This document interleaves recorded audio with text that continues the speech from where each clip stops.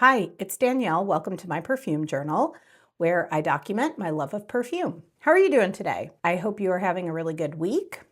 Okay, when it comes to holidays, I am a sucker for a theme. And of all of the holidays, I have to say that Valentine's Day is my favorite in terms of the color scheme. I would definitely not call myself a romantic by any means. I am much more of a practical person. So when it comes to Valentine's Day, I don't want flowers or candy or jewelry or anything really, but I do love to go to Home Goods and look at all of the pretty red and pink things. So I thought it would be fun to pull out a bunch of the red and pink bottles in my collection and make a little Valentine's Day themed video. So first up is the discontinued Nina Ricci Rose Extase, a lovely raspberry, rose milky, light, delicate, powdery scent. On the spectrum of rose perfumes, this is what I would call a pink rose or a blush rose. This is not like a deep red or a black rose. This is light and petally and sweet, and it has notes of raspberry, blonde woods, rose absolute, vanilla, and amber. It's very long lasting. It's just lovely to wear, but because this is discontinued, it can be a little bit hard to find. The closest I have found to Nina Ricci Rose Extase is Blanc from Courage, which is a little more on the iris violet scent side of powdery, but still very, very similar in nature, and only about $20 on the discount sites. This beautiful bottle is Narciso Rouge, another discontinued perfume, but only in the EDP concentration. It is still available in the EDT. I haven't tried the EDT, but according to Parfumo, the notes are still the same: Bulgarian rose, iris, musk, tonka bean, black cedar, white cedar, and vetiver. So I'm imagining that the EDT is just like a lighter, perhaps more transparent version of the EDP, but don't quote me on that because I have not smelled it. Maybe someone here has and can tell us down in the comments what the difference is between the EDP and the EDT. So the EDP is like a lipsticky rose violet with that thick, marshmallowy, pillowy Narciso musk. The Narciso musk in these cubes is definitely different from the musk in the For Her line. That musk is airier and like less weighty to me. This musk is much more dense and substantial. But if you have smelled this cube line, like the Poudre or the Ombre, there is definitely a through line in this collection, especially when it comes to the musk. And this is basically the lipsticky rose flanker of the original white Narciso cube. So this is Myrica Muse from Miller Harris. And I always say that if Zeus had, I think it was 9 daughters, Myrica would be the 10th daughter, and she would be the muse of perfume. So ha ha ha. This is your classic fruit chuli profile. The fruit here is strawberry. It's paired with rose, which might actually be my favorite fruity floral combination in all of perfumery. I love strawberry and rose even more than I love raspberry and rose. There is just a touch of rum in here, but I don't find this to be boozy at all. If it were boozy, I would definitely not care for it. Boozy perfumes are not my thing. So the rum note here is not a problem for me. And then you have that classic base of amber, musk, woods, some benzoin, but the patchouli definitely cuts through all of that, and it's quite pronounced in this perfume. I like the patchouli.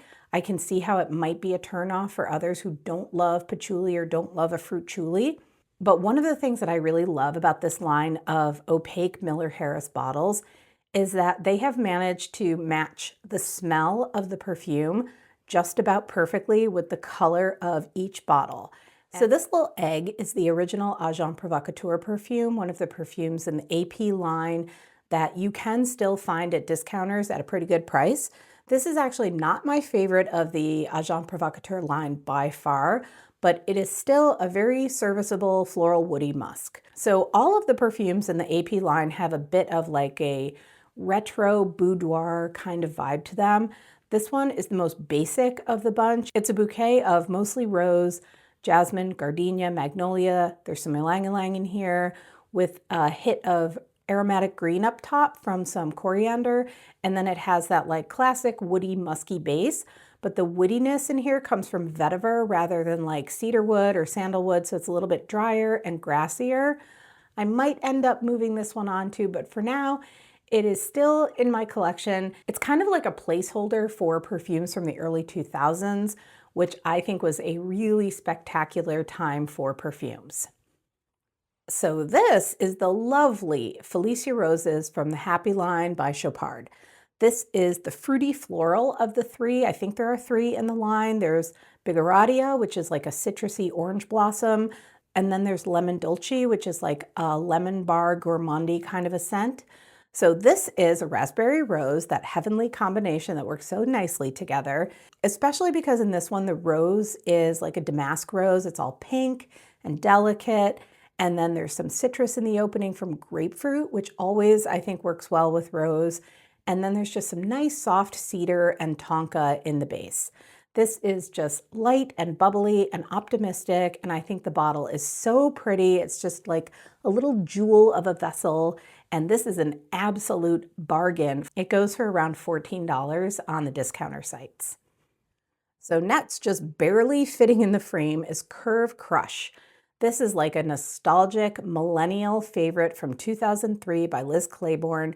This is an interesting, like spiced chai kind of a scent, but it has a clean musk underneath it. It has this like delicious vanillic milkiness from the cardamom chai, but then the florals, which are lily of the valley, cyclamen, and orchid, along with the white musk, they add this like cleanliness to the perfume that shouldn't really work, but somehow it does. Now, I don't have the same sense of nostalgia for this perfume as some who are younger than I am, but I definitely appreciate this for its place in perfumery in the early 2000s, and for under $20. I am quite happy to have this pretty bottle with this fuchsia liquid in my collection. Even if moving to the back row of the tray, we have SJP's NYC Crush. This perfume is coconut, white florals, and vanilla. So exactly what that sounds like is what it smells like. But I would say that unlike the other totally amazing SJP perfumes, the original NYC, Stash, Lovely, Covet, this one is not quite as good as the others. This really performs more like a body mist than a perfume to me. It smells nice, but I like to keep it around more as like a linen spray, a room spray, a towel spray, that kind of a thing, than as a perfume. But the bottle is 10 out of 10, no notes for sure. SJP NYC Crush. So this cute little guy is Coquette Tropique from Monyette, Paris, and this is so much fun. And as far as I know, Monyette only makes this and their original scent, which is a gardenia and pear and vanilla scent. But Coquette Tropique takes the original Monyette Paris and it adds frangipani, hibiscus, and I swear there has to be some ylang ylang in this somewhere as well, because this smells like banana bubblegum, literally like banana bubblegum. It is so fun and delicious. And since I am not a gatekeeper, I will say that I got this for $10 on Lucky Scent. And with every Lucky Scent order, you also get some free samples. I think I got 2 samples with this, which are already $5 a piece to begin with. So even though I did have to pay shipping on that order when I got it, I was very happy with that deal. A perfume oil and 2 samples for like 20 bucks. This is a really good quality fragrance oil at a spectacular price. And this ginormo bottle is the classic Kenzo Amour. So Kenzo Amour is an airy, powdery, but also kind of creamy scent. It has notes of rice steam, heliotrope, cherry blossom. There's frangipani, vanilla, white musk. There's frankincense and Tanaka wood, which I actually had to look up. And it said that the scent of this wood is sort of creamy and warm, which definitely matches what I smell in this perfume. Kind of like sandalwood, but also kind of not. So when it comes to powdery florals, this is definitely an excellent perfume with some interesting characteristics that set it apart from other powdery florals. I think it comes from the tea and the rice steam and the cherry blossom. The cherry blossom almost adds a little bit of soapiness to the perfume. And of course, the bottle is stunning and dramatic and wonderful. I have all these big bottles that barely fit in the frame today. So this is YSL's Elle. And I bought this perfume because Midnight Poison from Dior is discontinued. And this is about as close to that perfume as you can get. It's rose, patchouli, a little bit of lychee at the top, making this just a little bit fruitier than Midnight Poison. And I always say that Elle smells like the hot pink bottle that it's in, where Midnight Poison smells like that midnight blue, almost black apple bottle that it comes in. So here is a quick story. We had to go out of town this past weekend, and we stopped off in a little mall, one of those malls that's basically almost like shut down except for like one or two stores inside that are like hanging on for dear life. So this mall had a perfume shop in it. And when we got there, the perfume shop was closed. I was like peeking in the window and I saw some pretty interesting stuff in there. And then all of a sudden the lights went on and the door opened and I went inside and it was like floor to ceiling perfumes with a ton of discontinued items in there. And at one point, the guy goes into the back and he pulls out a bottle of Midnight Poison, which I am holding in my shaky little hand. So they are letting me smell anything I want. Several of the perfumes had been opened. A lot of them had gone off, but there were still plenty of perfumes in sealed boxes. And I had about 10 perfumes lined up on the counter, but then something happened. They're turning the boxes upside down and they're like, oh, these prices are old, they're very old, and they start peeling off the stickers. So they told me they wanted $400 for the bottle of Midnight Poison, which is the exact same price gouging that I can find on secondhand sites for this perfume. I mean, they definitely knew what they had, and they knew I was a collector, but there was a moment in time that I started thinking to myself, who cares? Let's just buy all this perfume. I want this. I want it immediately, immediate gratification. But I stepped back out of my own body and I said to myself, girl, you do not need all this perfume. To quote the wonderful Amy from Savor Salvage Scent, we have perfume at home. And I left the store with nothing. Zilch, zero, not a single drop of perfume. So immediately I texted Jill and Cass and my sister-in-law because I had to tell them that I actually held a bottle of Midnight Poison in my hot little hand, if only for a brief moment. And in the end, I am happy that I walked away. I have no regrets that I ended up not purchasing any of the perfumes, but I will tell you this, that sticker on Midnight Poison was, are you ready for this? $169. I would have paid $169 for Midnight Poison for sure. So instead, I will just have to be very happy with my little decant of Midnight Poison that lives in my little Osmotech and this beautiful bottle of Elle from YSL. So this is one of my favorite perfumes of all time. This is the current formulation of Claiborne from Liz Claiborne, which originally came out in 1986. This was like the perfume of teenage girls everywhere in the 80s.